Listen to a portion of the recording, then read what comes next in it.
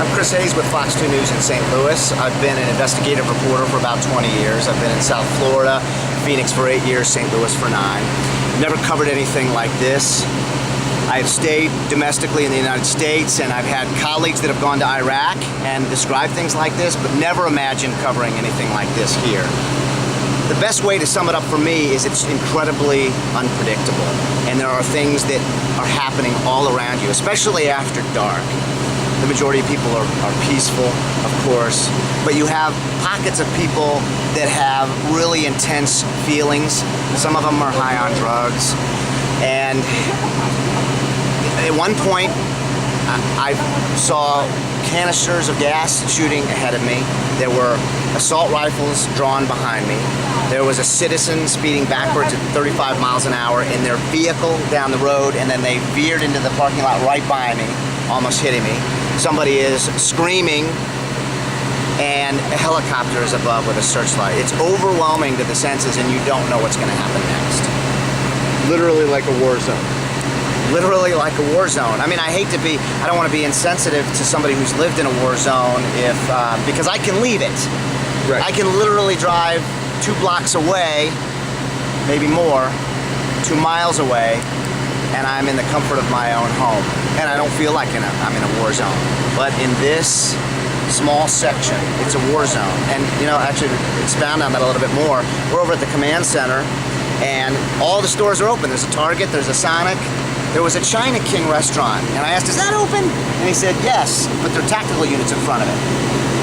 And then a man walked up and says, can I go to China King? And I go, yeah, National Guard's got to escort you. So think about how that impacts that business, how that impacts that person. And it goes on and on. The schools are closed.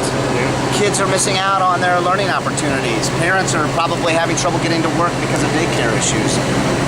It goes on and on. I understood you got tear gassed as well? I did. It wasn't smoke.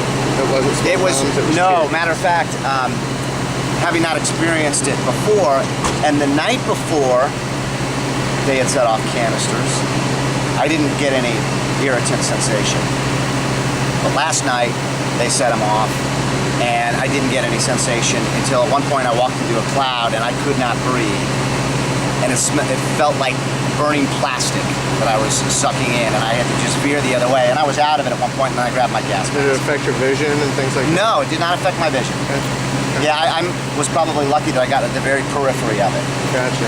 What's been your experience? Yeah, it did mine. I've gotten it, not directly, just sort of. It's wafted my direction, and yeah, the worst for me, at least. My understanding is everybody kind of has a different sensation. It affects my eyes and it makes me sneeze. So, but they haven't directly targeted me personally, but just overall unpleasant. Yeah, just I've gotten it from being around and in the neighborhoods and stuff. In fact, Wednesday night when the cops were really kind of going haywire and they were targeting the press, I was driving down Chambers Road, which is to the north of here, and it was wafting out of a neighborhood, and I had the windows down on my van as I was driving about 35 miles an hour, the speed limit, and just temporarily blinded. Really had to hit the brakes for fear that I was going to be permanently blinded, or at least blinded for a longer term, and almost came to a stop in the middle of the street just because I was concerned. Again, wasn't directly targeted that time, just got an indirect. But there's a lot of collateral damage going on as far as human beings are concerned. I tell you what, I did feel really badly for the people that live in the neighborhoods over here, because they are lower income families that live in those neighborhoods, and that seems to be the direction that they're forcing the protesters and the ne'er-do-wells that are trying to cause trouble. They're forcing them into those neighborhoods and then kind of launching an all-out tear gas attack on them. And because it's a low-income area, I know that that we've had a very nice summer here in St. Louis. Temperatures have been very moderate. Most of those people most of them don't have air conditioning. If they do, they certainly weren't using it because it was in the lower 50s, or not lower 50s, I'm sorry, lower 70s, mid 60s that The night. windows So were it was very open windows open and stuff. So people probably would have been sitting in their living rooms and experienced what I Getting experienced, gassed by it. driving 35 miles an hour down the street. There was a So- woman that lived behind the Quick Trip that drove up at one point, and she was joking. We had these donuts that Tom Passara gave us, and she goes, "Can I have a donut?" And I brought her one as, just to be lighthearted about it. And she goes, "Will you tell the protesters to go home?" She said, "I live right behind the Quick Trip. I can't get to work. I Yeah. can't get home, Yeah. and my furniture has a grit." Oh my God. Grit from this tear gas. She goes, "And I can feel it under my eyelids." And I could feel it under my eyelids last night. When I went home last night, I got home about 3 a.m. And again, I wasn't directly targeted. I got it as a secondary. Blowback. But I could still feel it kind of tingling on my skin. I was dressed pretty much how I am now, and I could feel it kind of still tingling on my skin at 3 a.m. And I got the full effect around, say, 11:30. So it does stick around a while if you do get it. So. We know some other media members who have actually been invited into people's homes after getting gassed by the tear gas, and these people help them out, help them get rid of it. There's some really good people down here. They want I'm their sure. neighborhood back Yeah. to themselves. The people that live in these neighborhoods have been. I mean, here I'm as white as you can get. I'm from affluent West County. Some people would say. We live in O'Fallon, so. the people that live in these neighborhoods have been nothing but nice to Yes. me, nothing but welcoming, nothing but. Yeah. So Same to us. The people Yeah. that are race baiting and trying to make this into a racial issue.